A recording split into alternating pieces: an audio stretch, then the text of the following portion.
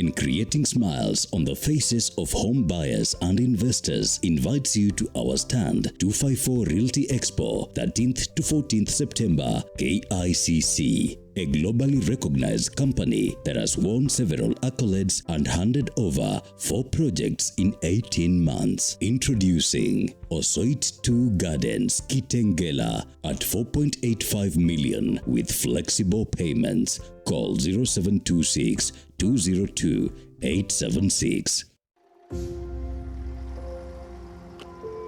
What is a father? Someone who promises to make you bigger than he himself could ever be? Hello, son. Hi, Dad.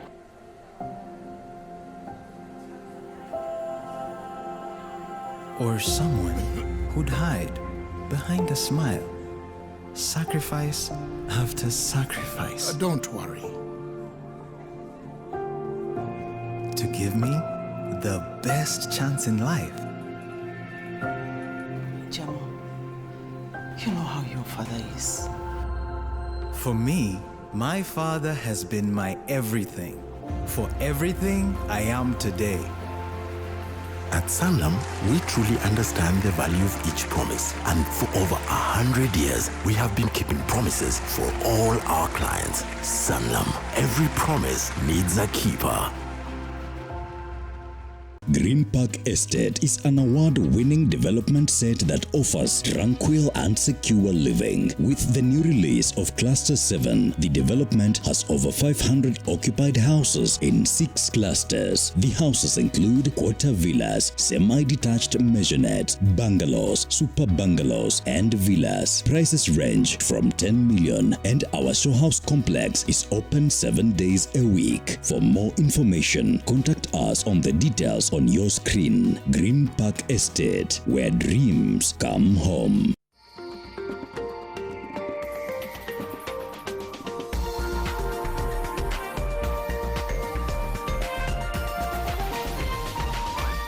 This is NTV.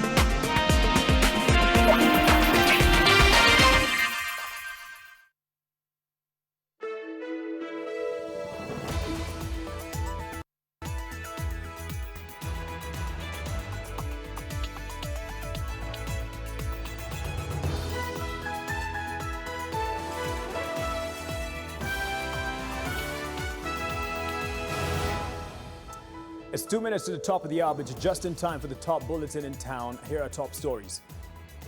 Tonight, the cabinet has just the remedy for the sins of the saviors.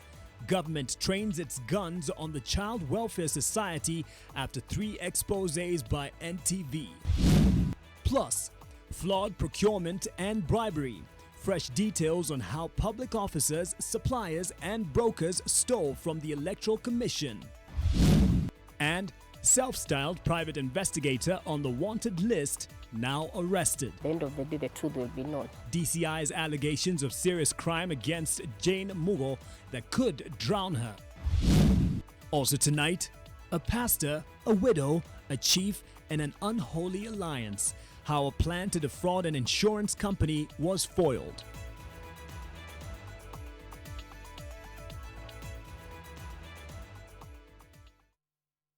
NTV Tonight with Mark Masai.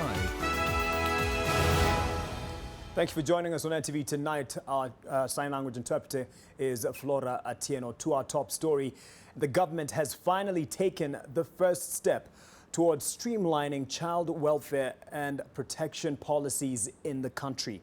The cabinet has today ordered the Ministry of Labour and Social Protection to fix the ills within the children's sector, especially those perpetuated by the Child Welfare Society of Kenya and the Department of Children's Services. This is as a reaction to 3 exposés by NTV highlighting the plight of vulnerable children and the irregularities in child adoption. Our investigative reporter Edmund Nyabola begins our broadcast. Even before an NTV exposé detailing child rights abuses and misappropriation of public funds at the Child Welfare Society of Kenya is aired, the government has moved to fix the rot.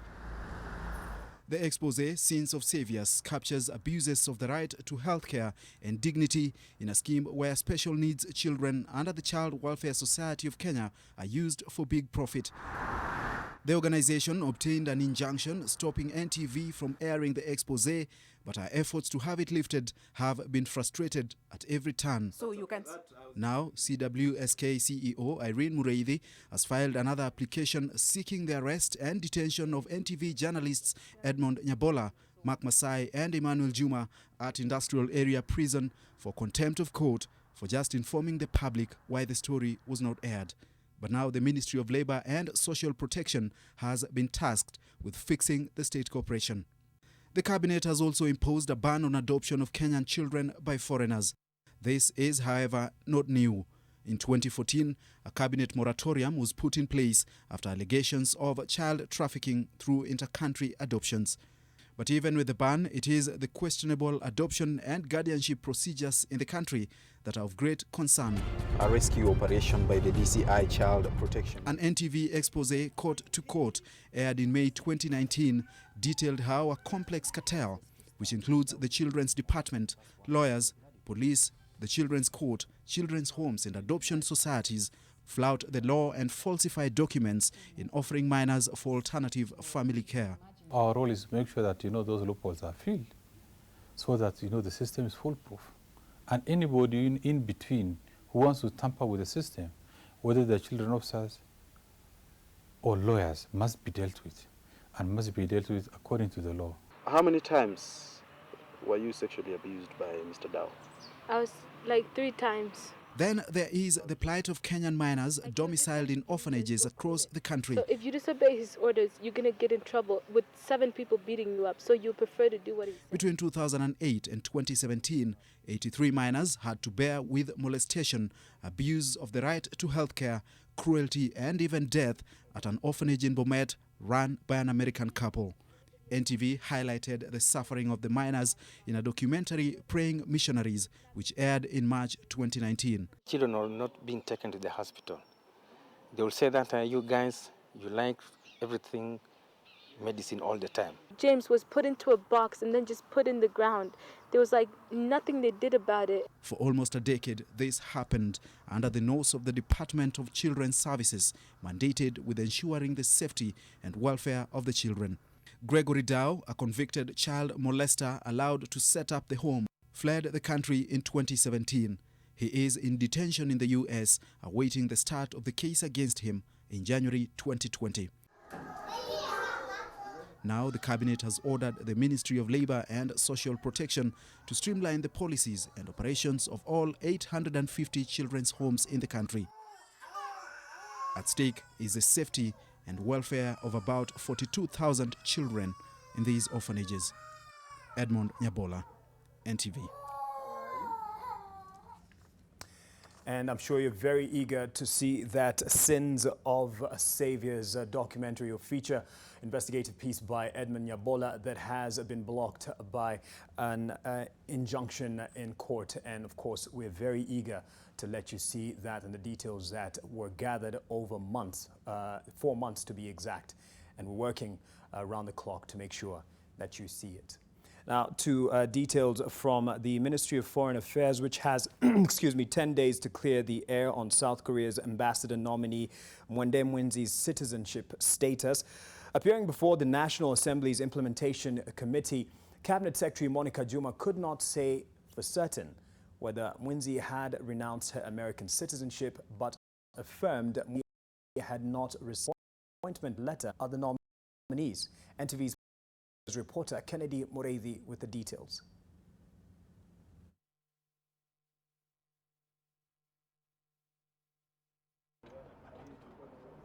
Parliament's Committee on Implementation took the House's cue and with urgency started looking into the citizenship status of South Korea's ambassador nominee, Mwende Mwinzi. Today, the committee was looking for answers from the cabinet secretary in charge of foreign affairs. The ministry is in receipt of the appointment letters of all designates, ambassadors and high commissioners from the head of public service, except the appointment letter of Ms. Mwende Mwinzi. MPs also wanted to know why she had taken long to decide whether she will renounce her American citizenship. What steps have you taken yourself to ensure there is no undue delay as far as this particular lady is concerned? In the event of an emergency, Mwinzi will be recalled by the Americans and our embassy in South Korea will be left stranded. So that was what informed, among many other reasons, the reason of us putting a caveat that if she really, truly loves Kenya, she says, she got to choose between Kenya and America.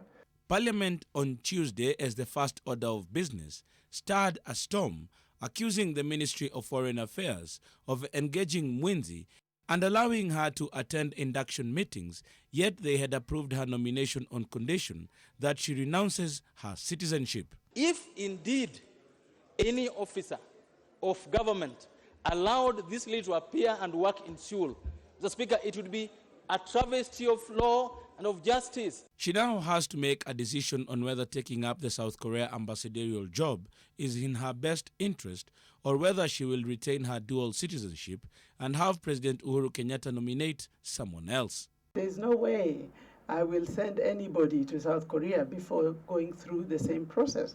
The ministry now has until 23rd of September to communicate her decision to the committee. Kennedy Mureithi, NTV.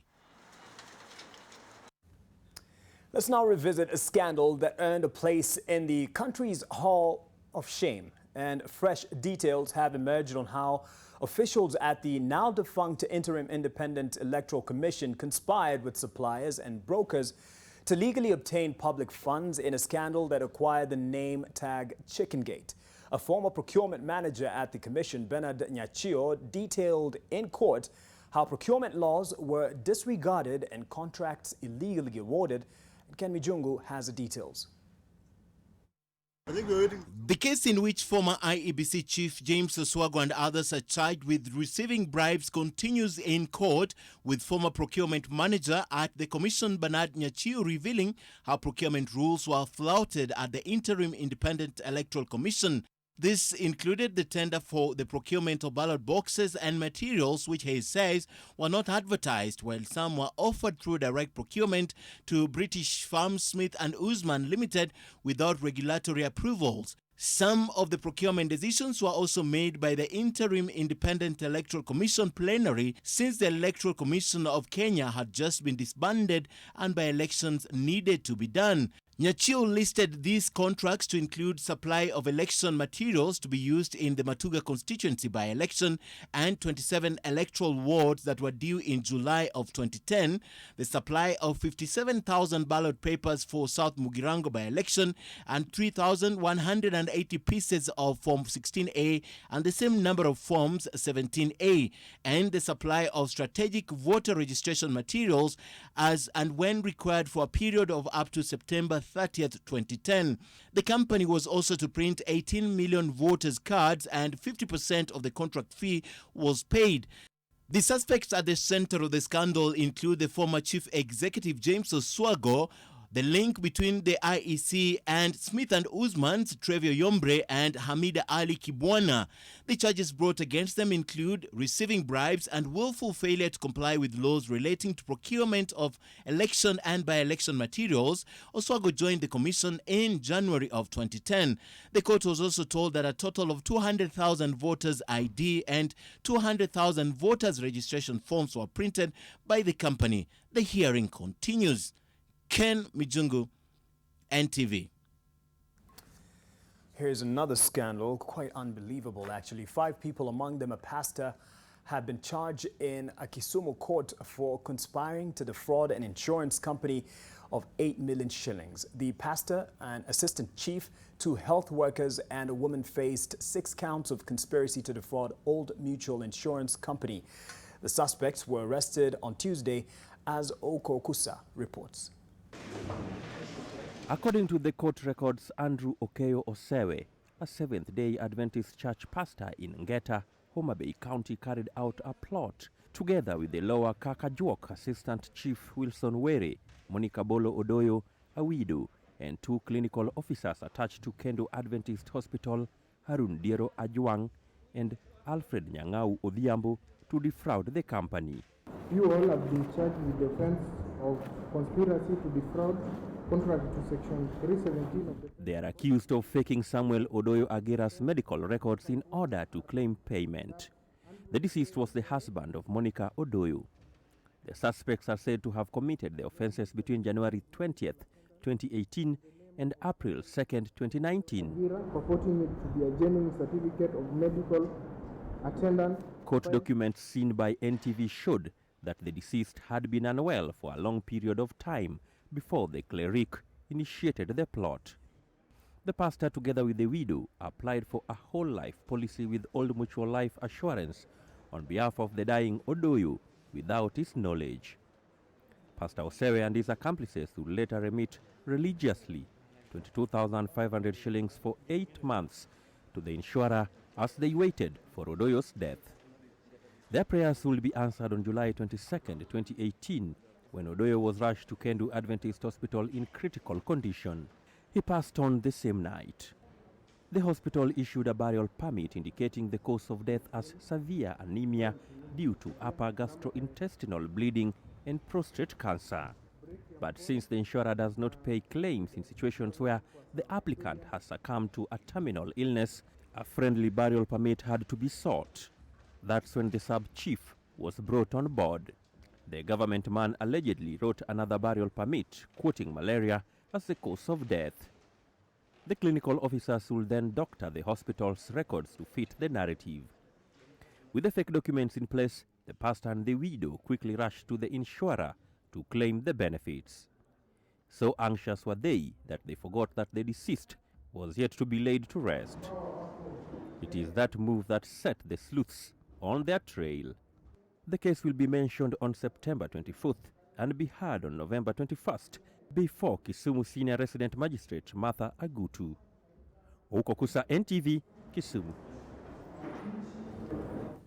Tonight, police are still hunting the CEO of private security company Trimo Securities Limited, and who is now wanted for a number of criminal offences, including robbery with violence. You probably saw a picture there earlier that we showed, and we'll give you a story to that. Police say Jane Wawira Mugo, a self-styled private detective, is a serial offender now on the run and have issued a warrant for her arrest. NTV's Setolale has her profile as illustrated by police.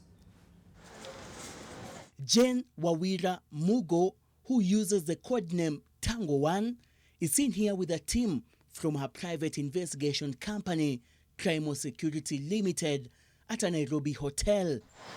She has allegedly trained as an undercover detective with the Directorate of Criminal Investigations and worked as a secret agent with the National Police Service.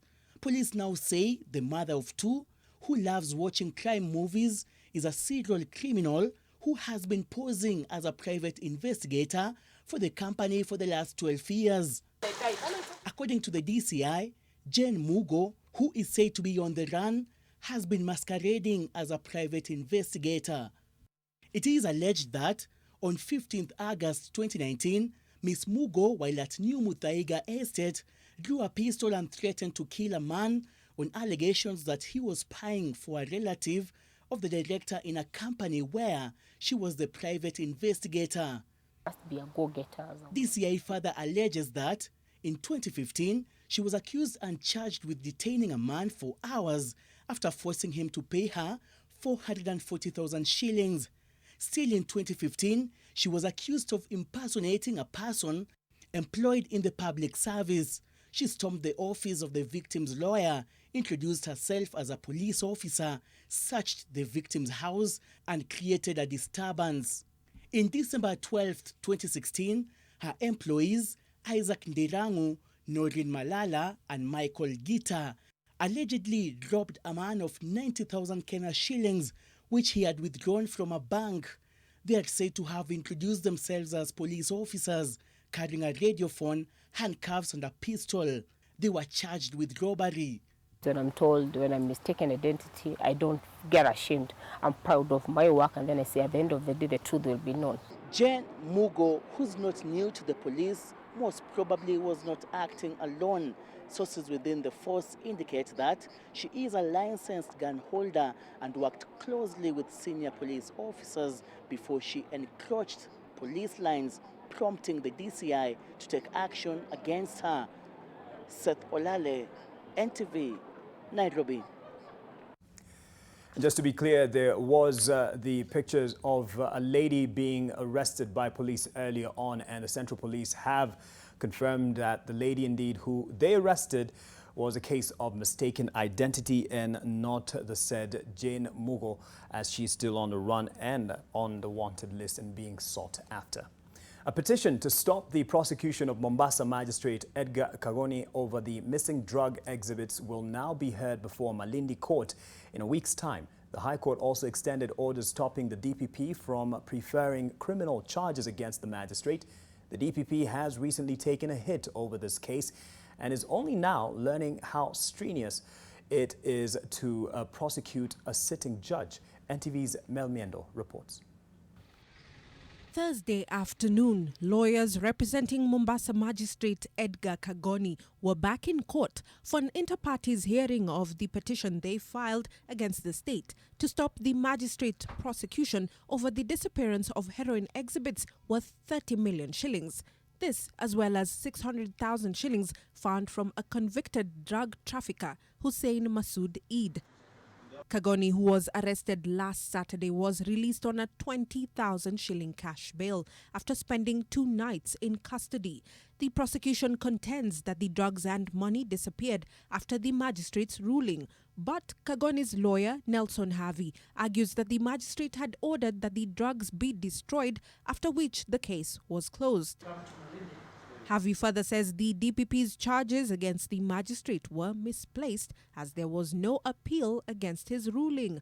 The prosecution is, however, banking on the information provided by Kagoni's colleague, Mombasa Chief Magistrate Evans Makori, who blew the whistle on the heroine's disappearance to firm up its case against him. The DPP has come under heavy fire over how he has handled the case. The Kenya Magistrates and Judges Association accused the DPP of intimidation.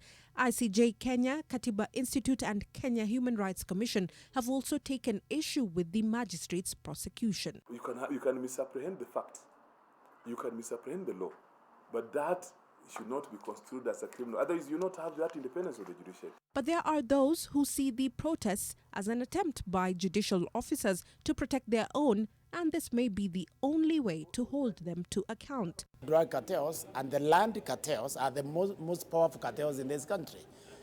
They bribe judges, they put judges in their pocket, they put the magistrates in their pocket. The hearing has been adjourned till the 17th of September and will be heard before a Malindi court. The High Court further extended orders against the Director of Public Prosecutions, barring him from preferring any criminal charges against Kagoni. The Law Society of Kenya has since been enjoined in the case as an interested party. Mel Miendo, NTV. On a different matter, but still from the courts, wife of missing Dutch tycoon Sarah Wairimo Kamodo will now undergo mental evaluation to determine if she is suitable to stand trial for murder following her husband Tob Cohen's disappearance. She did not take plea on the murder charges filed by the DPP, as a court directed that she be evaluated first, and the matter mentioned before the presiding judge of Milimani Criminal Division. Cohen, a former CEO of Philips Electronics East Africa, was reported missing in July. His wife is being held on suspicion of being involved with his disappearance and the plot to have him killed. Her lawyer, Philip Murgor, however, protested her continued detention, alleging that she had been sexually assaulted by one of the investigators. But the state refuted these claims. The court ordered that she be detained at the Langata Women's Prison. The matter will be mentioned on Monday, the 16th of September.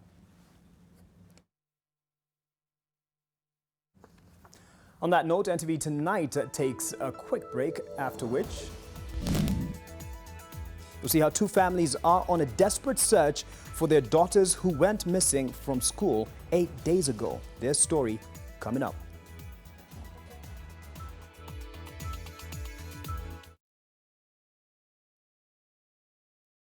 Mbele iko sawa nimecheck. Na leo nadai moja ya power that I will never forget. Drop me your pin and our location. Staki stories za simu, mistaki my conversation. Utanipata kwenye gate kama ni appointment. You know that I won't be late. Nope. Hii story najua well na relate. So katambe mtumbili sote tu participate. Take a selfie. Leo nimekam ku get down. Leo nimekam ku get busy. You've been on my case for a while. But baby, I am not that easy. I'm feeling some type of way. Nishike kama siku za mwizi. Tupige kama gym tuko tizi. Nipike kama toke mandizi. Yeah. Today is your lucky day. What you gonna do now that you have me all to yourself? So come and get this before we get down to business. Baby, now my lover. Number one lover. Baby, now my lover. Number one lover. Welcome to Turkana University College. Turkana University is a center of research, innovation, and technological development for advancement of the society. The university is located in the vast resource-rich county of Turkana. We offer unique competency-based training in schools of sciences, business and economics, education, and TVET training. Apply now for our January, May, and September intakes for postgraduate degree and diploma certificate in the following programs: environmental sciences, business administration, environmental health, human evolution biology, renewable energy and technology, education, development studies and social work, information technology, public administration and management, agriculture, early childhood development, ECDE, water technology, marine sciences, petroleum studies, among other courses. Turkana University, the cradle of knowledge. Who wants to answer? Mary? Mary has a toothache. Oh, I see. And who knows why? Because the tooth is too big. No, it might be a hole in her tooth called a cavity. That's why I brush twice a day using Colgate. Imagine this is your tooth and these are food acids that cause cavities. Colgate with calcium and fluoride helps prevent cavities For maximum cavity protection. and now available in a 12-gram sachet for fresh breath. Only 15 shillings.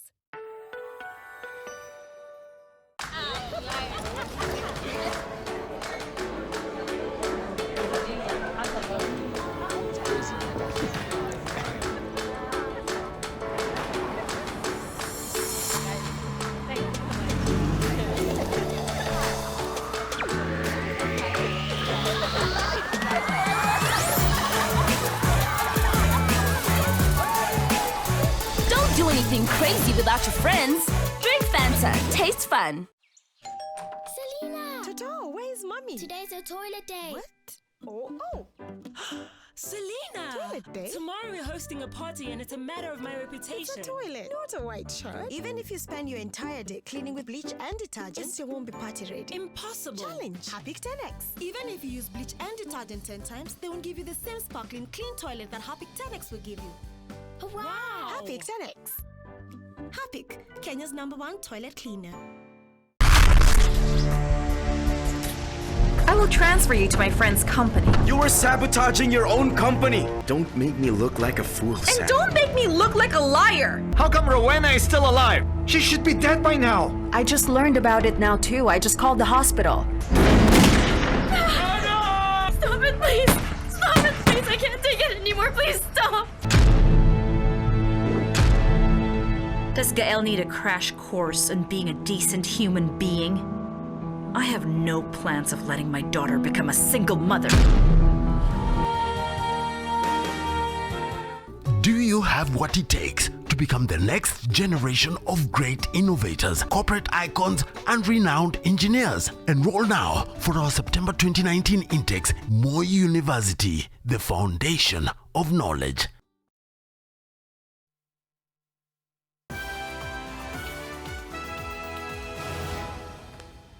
Welcome back. Two families, one in Kiambu and the other in Machakos, have not been sleeping easy the last 8 days after their two 15-year-old daughters disappeared.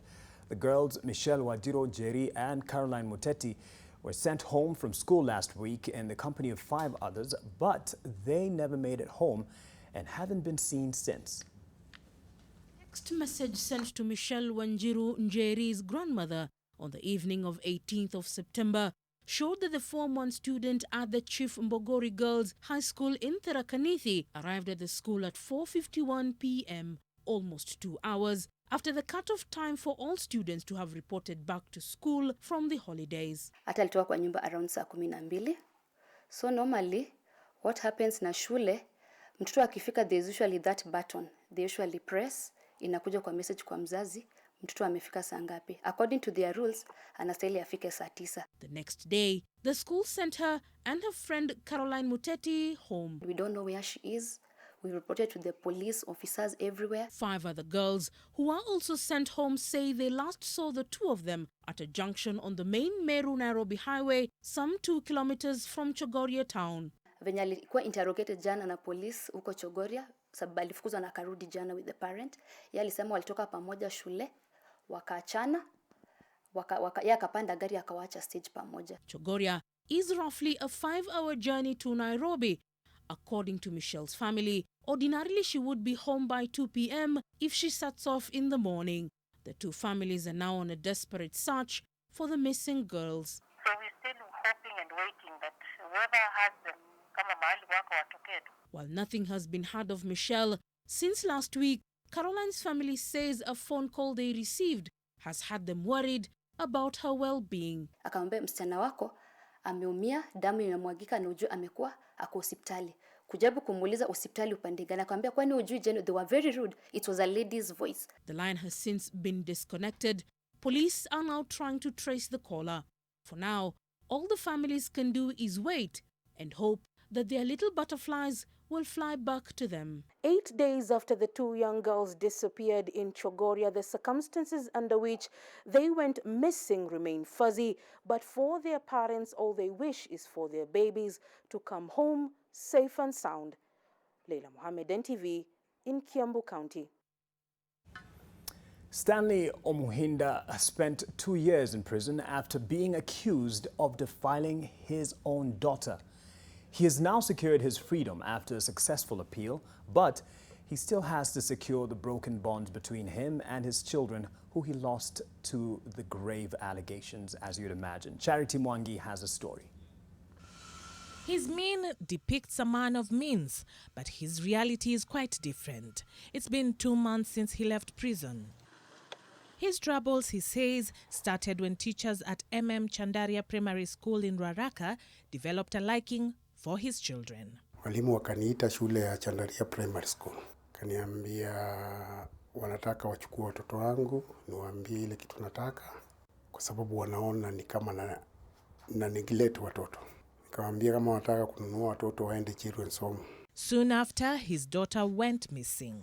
A case was filed against him, claiming he had defiled her. Anaona judge sheet yangu, ukiangalia judge sheet, dokta wote paka ule wa private, ule wanaweza hongwa, alikataa akasema hakuna chochote mtoto alifanyiwa. These allegations landed him in prison. Magistrate kaniambia hata ni vile nimeamuka vizuri. Wewe ulikuwa unatakana kunyongwa. Nimekufunga life sentence bila maneno mingi. His brother financed his successful appeal. He, however, came home to a miserable life. Prior to his arrest, he was working for the Nairobi County government. He, however, lost his job and savings which went into servicing loans. But his greatest loss was that of his 3 children who are now under protective custody. Sijui ni kwa nini walimu wamekwamilia watoto wangu. Sijui wanaona urembo gani kwa watoto wangu. Sijui ni nini wameona ndani ya watoto wangu. Nilienda huko nikiwa nimetoka, nikawapatia mabarua hizi za judge vile nasema nimetoka sina makosa. Wakakataa nisione watoto wangu. 3 of his eldest children now want nothing to do with him following the allegations against him. Nimejaribu kumtafuta, amekataa. Amesema baba, sitaki mambo yake kwa sababu anafikiria hata huyo msichana wananitoroka.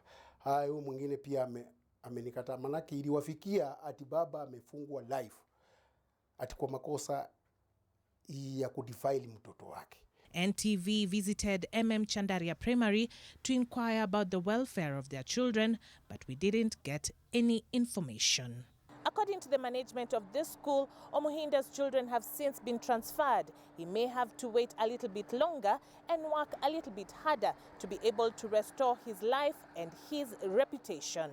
Charity Mwangi, NTV. Hopefully this story will help Stanley reconnect with his family. Now, the battle may be won, but the war is far from over where the battle over revenue between the national and county governments is concerned. As debate rages over the Building Bridges Initiative and the Punguza Mizigo referendum push, the Council of Governors Chairman Wycliffe Oparanya says the nation should also gear up for Pesa Mashinani Season 2. And even before the ink can dry on the tenuous truce entered into by the Senate and the National Assembly on the shareable revenue, the daggers are already drawn. NTV's Olive Burrows fills us in on the new battlefront. The devil is in the details, and the fine print has the Senate and National Assembly once again at each other's throats over the Division of Revenue Bill 2019.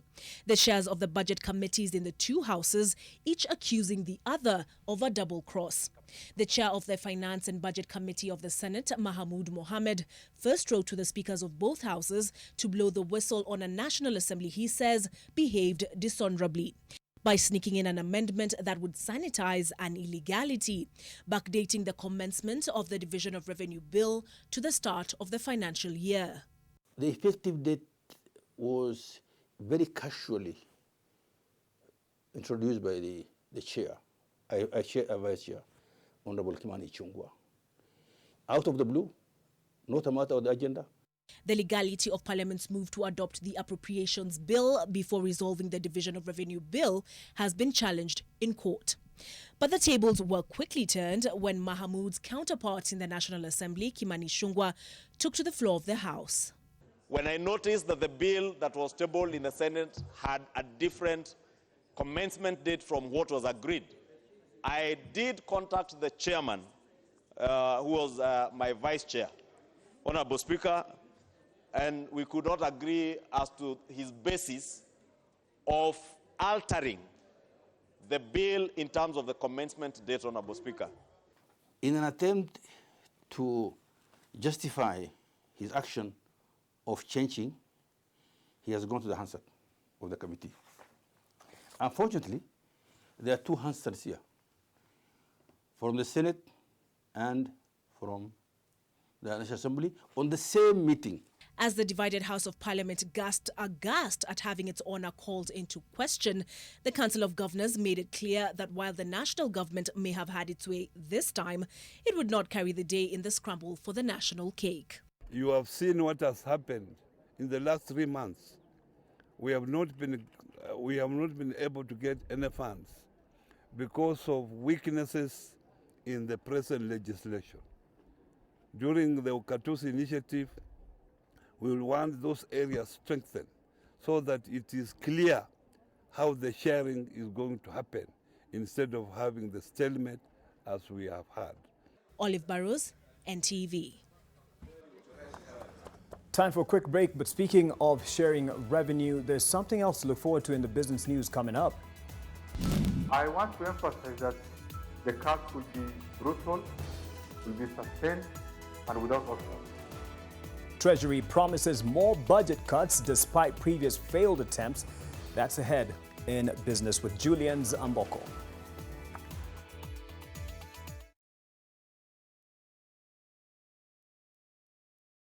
Do you want to enjoy the convenience of a credit card that fully adheres to Islamic principles of financing? Then Gulf African Bank's Awal Credit Card, the first Islamic credit card in East Africa, is the solution you're looking for. It is a card that will ultimately complement your lifestyle. The Gulf African Bank Awal Islamic Credit Card offers a viable option for all people ascribing to the Islamic mode of banking, Muslims and non-Muslims alike, to access interest-free credit. Call 071-107-5000. SMS Awal to 21981 or visit your nearest branch to order yours today. Gulf African Bank, your partner through life's journey.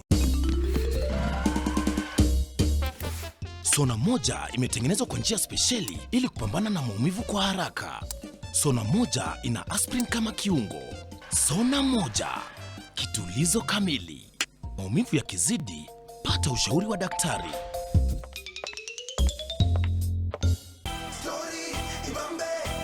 Nani wanalia hapo nyuma? Ni mtoto. Usikate, mpatie simu. Halo, Junior.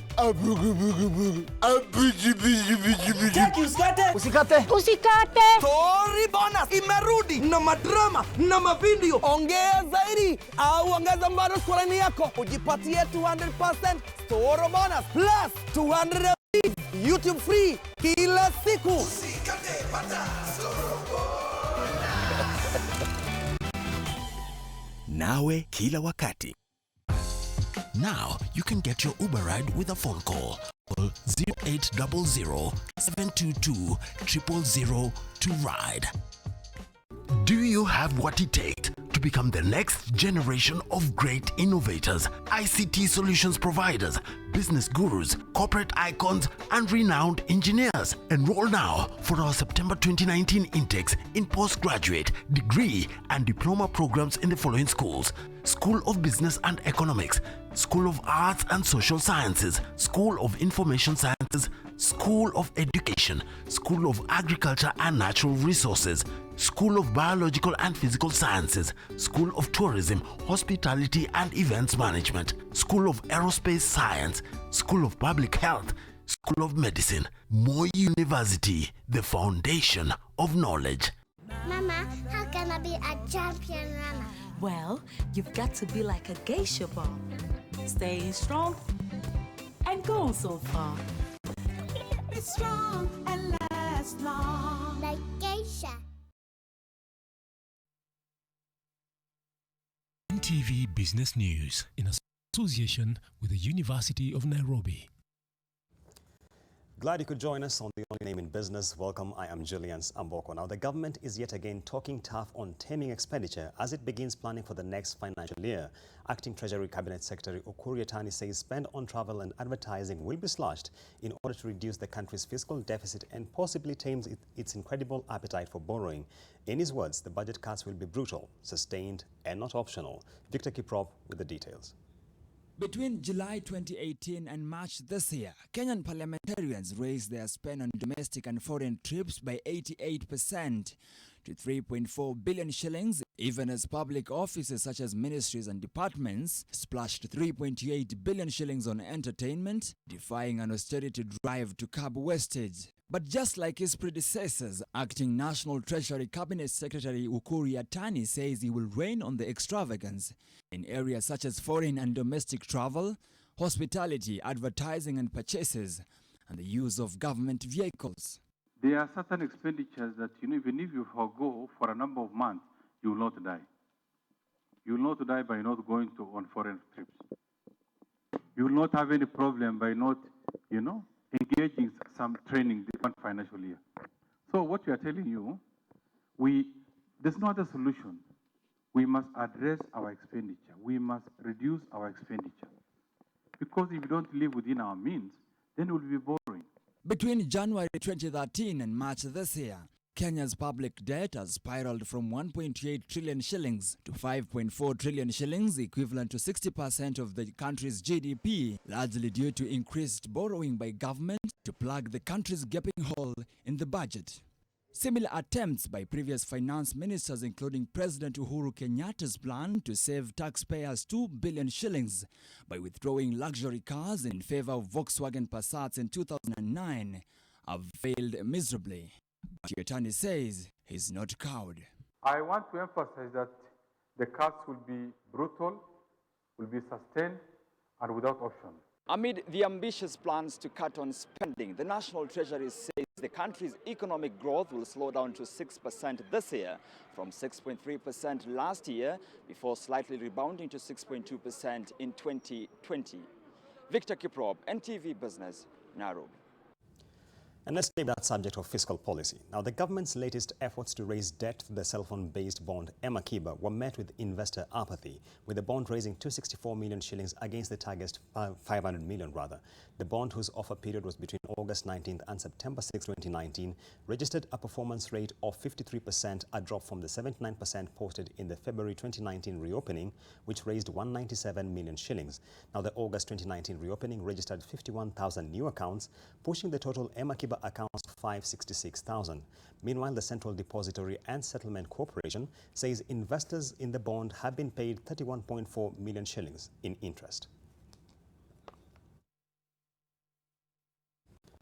And elsewhere, the government has assured maize farmers that their crop for this season will be purchased before the end of the year as the harvesting season continues in parts of the country. Speaking at the University of Eldoret during the annual Agribusiness Trade Fair, Agriculture Chief Administrative Secretary Andrew Moore further noted that the government is expecting a reduction in maize production in the country, which he attributed to unfavorable weather conditions.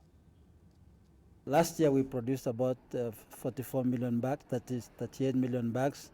This year, because of lowered production, because of lower acreage, we've done about 2.2 million hectares. Last year we did about 2.2 million hectares. This year it has come down to 1.5 million hectares. So you can see the variance. But we believe the production is high, but it will not reach as high as last year. We are estimating about 33 million bags. Nevertheless, we are planning with a strategic food reserve fund, which is now selling the maize as is in their stores in preparation for buying maize, which is now farmers have started harvesting. So we shall buy maize from the farmers. The price we do not know yet. It will be set by the strategic food reserve. But we are also encouraging farmers that their markets are open. It's a liberalized market. They can sell to any other millers. And back to matters fiscal policy. In light of revelations by the Kenya Revenue Authority that over 92% of companies failed to pay corporate tax in the last fiscal year, a survey conducted by audit firm KPMG has revealed that companies ranked tax compliance as their biggest nightmare. Speaking during the Kenya Top 100 Medium-Sized Companies Forum, various businessmen decried the murky business environment they are forced to navigate while still shouldering the tax burden. The companies also put across the challenges they have been facing in accessing credit since the introduction of the interest rate cap in 2016. The firm say that amid economic turbulence, banks have been preferring to lend to the government, which offers more attractive rates, leaving them with the challenge of finding alternative sources of funding.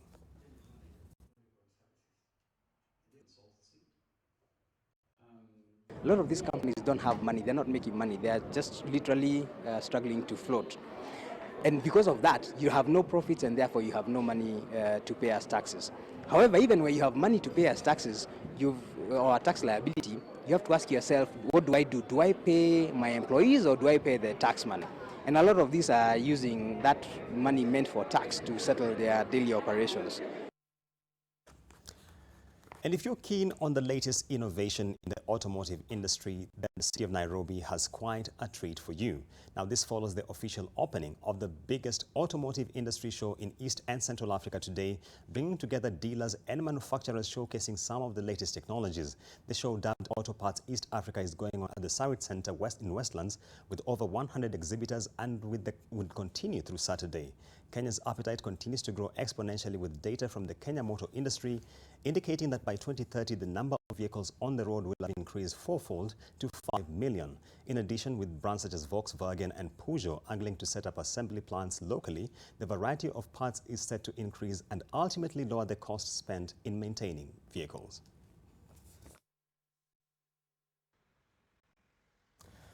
And a group of scientists are urging the government to adopt genetically modified technology, terming the ban effected on GM products 7 years ago as the biggest hindrance to food sustenance.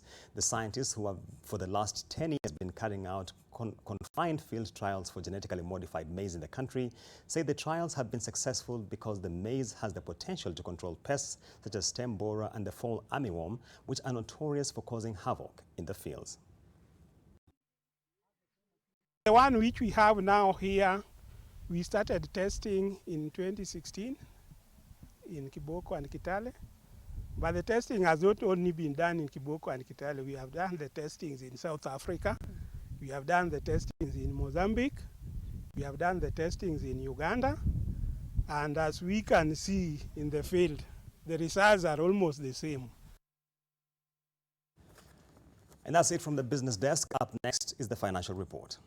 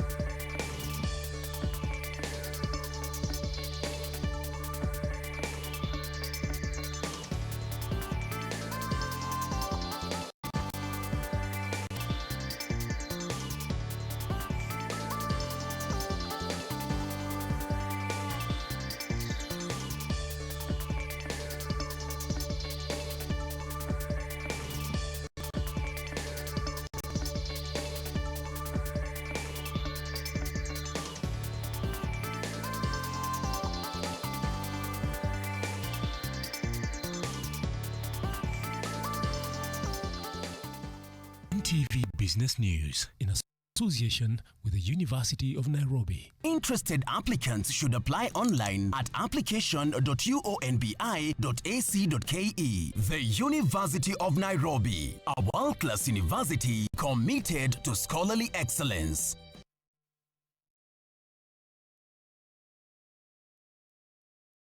Do you want to enjoy the convenience of a credit card that fully adheres to Islamic principles of financing? Then Gulf African Bank's Awal credit card, the first Islamic credit card in East Africa, is the solution you're looking for. It is a card that will ultimately complement your lifestyle. The Gulf African Bank Awal Islamic credit card offers a viable option for all people ascribing to the Islamic mode of banking, Muslims and non-Muslims alike, to access interest-free credit. Call 071-107-5000. SMS Awal to 21981 or visit your nearest branch to order yours today. Gulf African Bank, your partner through life's journey.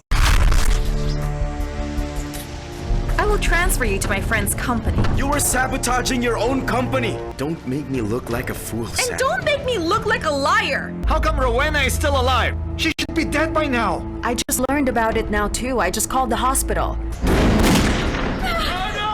Stop it, please. Stop it, please. I can't take it anymore. Please stop. Does Gael need a crash course in being a decent human being? I have no plans of letting my daughter become a single mother. Do you have what it takes to become the next generation of great innovators, corporate icons, and renowned engineers? Enroll now for our September 2019 intakes. Moi University, the foundation of knowledge. Narok, are you ready? Local entertainers and hosted by Churchill. Get your advance tickets now at 1,000 shillings because at the gate it will be 2,000 bob. Students limited offer 500 shillings. Get your advance tickets by dialing *229*29# or *483*82# or buy one at the Naivas Supermarket, Narok. Churchill Show Narok for the first time Saturday, 14th September at the Narok Stadium. Ukikosa utaambia nini watu?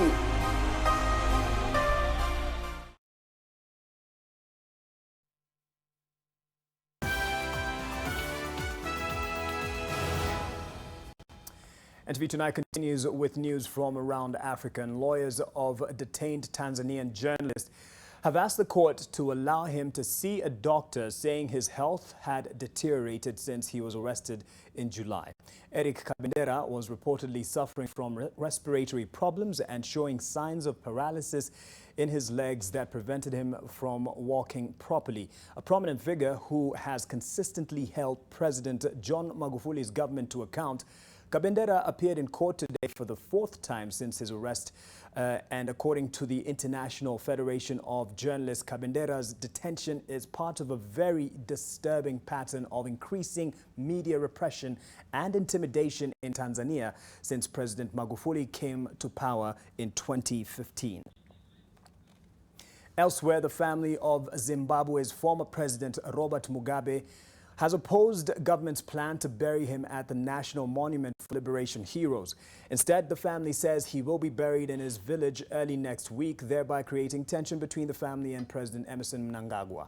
Some family members are still bitter over his removal from the presidency and the role his former ally Mnangagwa played in the ouster. Mugabe's body arrived from Singapore yesterday, and President Mnangagwa and Grace Mugabe stood together as a former leader's remains were given a guard of honor.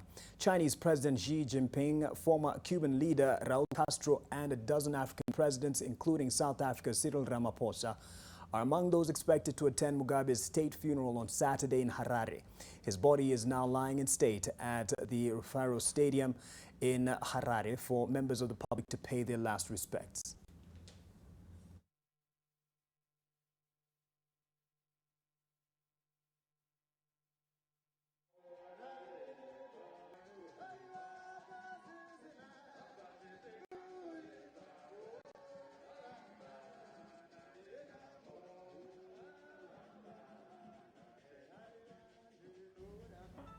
It's now time for sport with Brian Otwal. Stand by.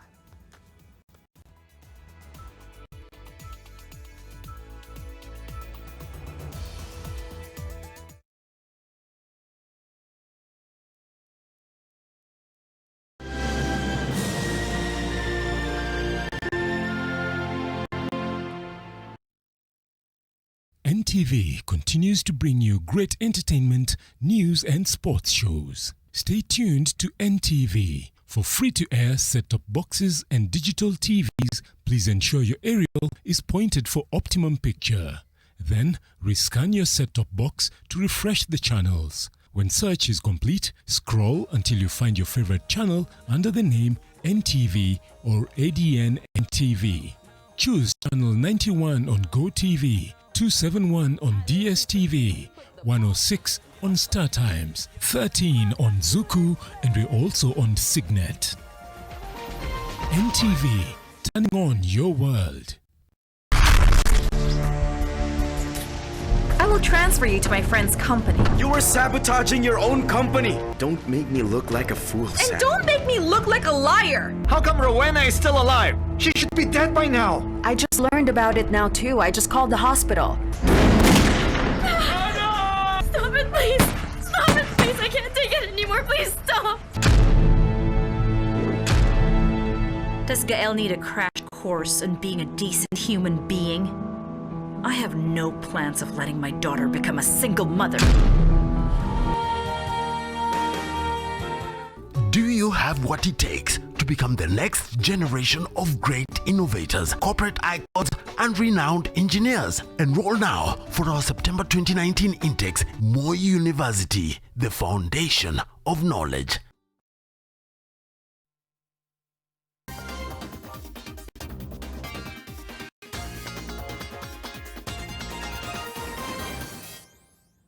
Let's have a look at the day's sports news. Welcome, my name is Brian Otwal. 3,000 meter steeplechase world record holder Beatrice Chepkoech and Michael Kibet in 5,000 meters will lead Kenya's bid for glory at the Doha World Championships after triumphing in the national trials held at the Nyayo Stadium. Meanwhile, a tough battle is expected in Friday's finals in the 800 meters, 1,500 meters, men's 3,000 meters steeplechase and the women's 5,000 meters. 2019 Diamond League Series champion Beatrice Chepkoech showed her intentions for gold at the Doha World Championships with a top finish in the women's 3,000 meters steeplechase in day one of the national trials held at the Nyayo Stadium. Chepkoech led 2015 world champion Ivan Kieng and world under-20 silver medalist Selfin Chespol to the podium places in a time of 9 minutes 45.15 seconds. With Chepkoech having a wild card after winning the IAAF Diamond League Series, African Games silver medalist Fancy Cherono, who came in 4th, sealed the last place in the team. That is historic. I'm not under any pressure because I'm going to try my best to bring a medal this time round because 2017 I lose and my aim is to be in podium this year. You know, championship ni kitu yenye wesi anybody race because hakuna pacemaker, but tukianda kusaidiana huko tukimbie as a team, I think results itakuwa mzuri. Tukishafika huko tu qualify kwenda final sababu kuna hits. To qualify final ndio tutajua hapo what next. Kenya's quest for the elusive gold medal in the men's 5,000 meters at the Worlds will be led by little-known Michael Kibet, who conquered a strong field to cross the line fast in a time of 13 minutes, 26.83 seconds. Kibet, who kicked in the final 300 meters, edged out national champion Daniel Simiyu to second place, with Nicholas Kimeli coming in third. There they are now. Kama nitapewa nafasi kwenda pale Doha, because kuna criteria wanatumia, I don't know about the criteria. If I will be among them, I am sure I'll come back with a medal. Africa 5,000 meters champion Edward Zakayo, who is fighting an illness, came in a distant ninth. I have done my best. I just ran to come and make team, but niliona sikumeti mjo kwa ajili ya mwili haijashika momentum, pia jamaliza madawa. African 800 meters silver medalist Emmanuel Korir and Central Rift's Collins Kipruto won their respective heats to qualify for Friday's 800 meters men's final ahead of Abel Kipsang and 2016 Diamond League Series 800 meters winner Ferguson Rotich in second and third places. Emmanuel Korir. Eglen Alianya and Emily Cherotich won their respective heats to reach the women's 800 meters final on Friday. More finals are expected on Friday in the women's 5,000 meters, men and women 1,500 meters, as well as the men 3,000 meters steeplechase. Athletics Kenya will then select a squad of 46 athletes for the World Championships slated for September 28th to October 6th in Doha, Qatar. Times have been achieved because already those people whom we invited here have already met the qualification standards by IAAF, so there's no problem with that. The doping issues also, we have had several discussions with AIU, and we have also the control system that is working. And Bandari will be aiming for all 3 points against Tunisia's US Ben Garden in the first leg of their CAF Confederation Cup clash at the Kasarani Stadium on Saturday. The team that shifted its training from Mombasa intensified their training at the Utalii grounds, with both teams expected to get a feel of the Kasarani Stadium on Friday. Sean Kadovilis reports. Bandari will be desperate to score and win in Saturday's CAF Confederations Cup match against Tunisian side US Ben Gardane after changing their base to Nairobi ahead of the clash at the Kasarani Stadium. The Dockers will have a daunting task of improving their home record in the competition ahead of the return leg in North Africa. Bandari knocked Sudanese side Al Ahli Shandi out on away goals rule in the preliminary round, following a 1-1 draw at the Shandi Stadium in Sudan, having played to a barren draw in the first leg. It's a challenge because considering we have gone like 5-6 matches without winning, and this is not good for Bandari. It hasn't happened for a very long time. So I think going to this match, I just hope we've been working with the strikers day in, day out, and I hope maybe when it comes to on Saturday, at least they should bury the game. Coach Bernard Mwalala, who believes he has a physically fit battalion capable of beating the Tunisian team, will blend his new signings with experienced players that include Captain Feli Mulumba, William Wardi, Wycliffe Ochoma, David Kingatua, Dan Otewa, Fred Nkata and Siraj Mohammed. For us, very important is to get a 3 point to win this match because we are at home. And we have decided to qualify for group stage, so I know everything will work on Saturday. Bandari are banking on the experience of finishing second in the Kenyan Premier League last season and a Sport Pesa Shield title to go toe-to-toe with the Tunisian side. The aggregate winner between Bandari and Gardane will advance to the playoff round, whose aggregate winner will proceed to the competition's group stages. Sean Carter-Villas, NTV. And Sunday's Kenyan Premier League match between FC Leopards and Kariobangi Sharks has yet again been shifted to the Kasarani Stadium and not Nyayo Stadium as earlier stated. The 30,000-seater facility was closed since 2017 to allow for renovations and will now not be open for football matches after the Athletics Kenya had hosted its National Athletics Championships and now the National Athletics Trials for the World Championships at the same venue. This despite the sitting area not completed, with a few touches yet to be done. Lack of enough stadium facilities for football has led to some stadiums being overused. Kasarani Stadium and Kenyatta Stadium have since had the playing surfaces worn out, with the Machakos-based stadium being banned by CAF for use in CAF and FIFA competitions. City Stadium is yet to be reopened, with Ruaraka grounds not fit for matches.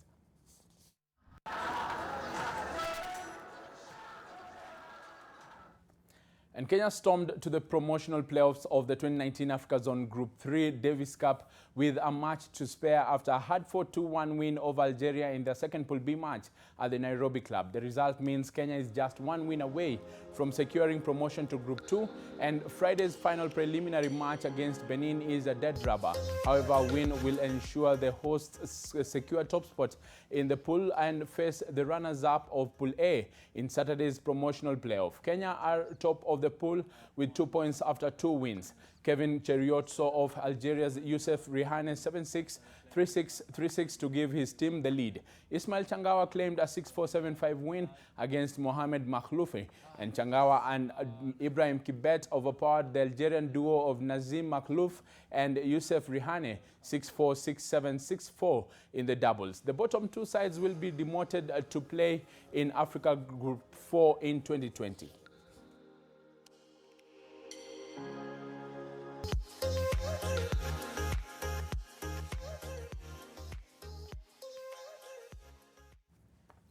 Another game, another loss for Team USA at the FIBA World Cup. The #1 ranked team in the world lost its quarterfinal game to France on Wednesday, and a day later in the consolation bracket, it lost to Serbia 94-89. Now Team USA is guaranteed to finish no better than 7th place in this tournament. That is the worst finish it has ever had, with NBA players on the roster.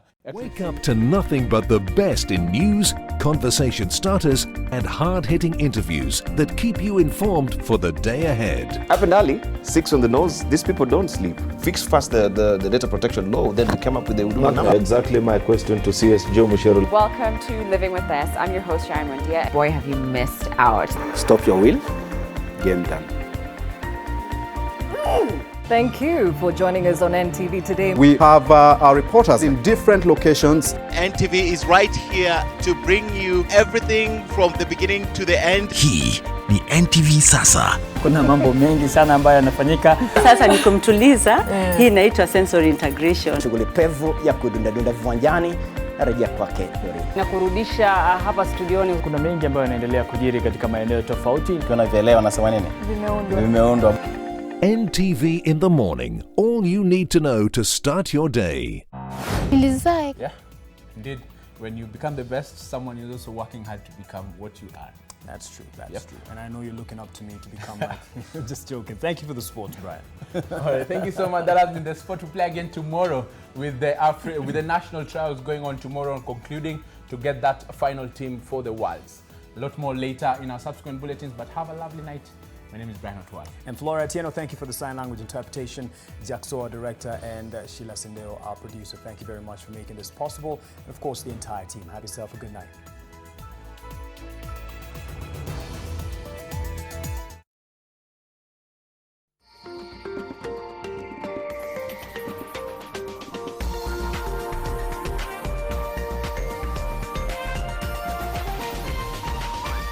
This is NTV.